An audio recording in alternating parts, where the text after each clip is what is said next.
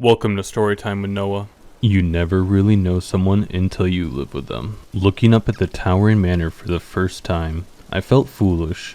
I had been trying to impress Jess with my flashy car and fancy apartment.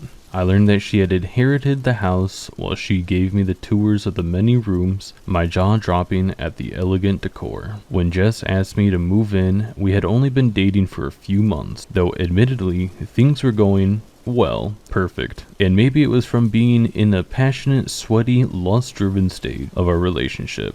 But when she asked, it seemed like a no-brainer. Though now that I've moved in, I wish I had answered differently. The first occurrence, I was walking in a long hallway.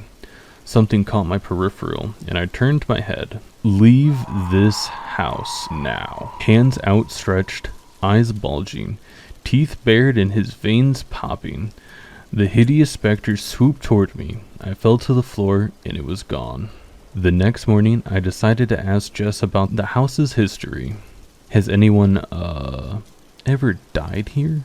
She nearly dropped the glass she was holding. Why do you ask? Her reaction startled me. I considered that she may be afraid of the supernatural, a discussion we'd never had. I didn't want to frighten her, so I let it go. Then I saw it again. The same distorted face rose from the bathroom floor while I was flossing.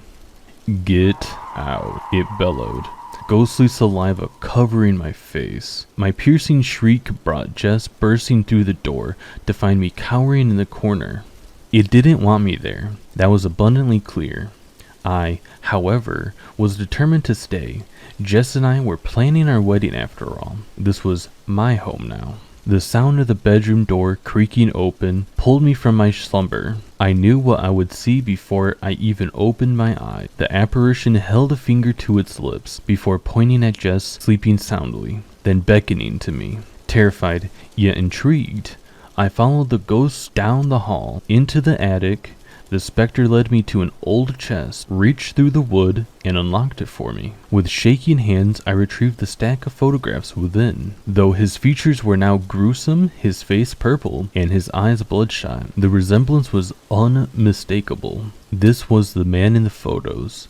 The man with his arm around Jess. The man down on one knee. The man with her at the altar. The man carrying her up the steps to the house I was living in. No. The nauseating revelation made the room spin.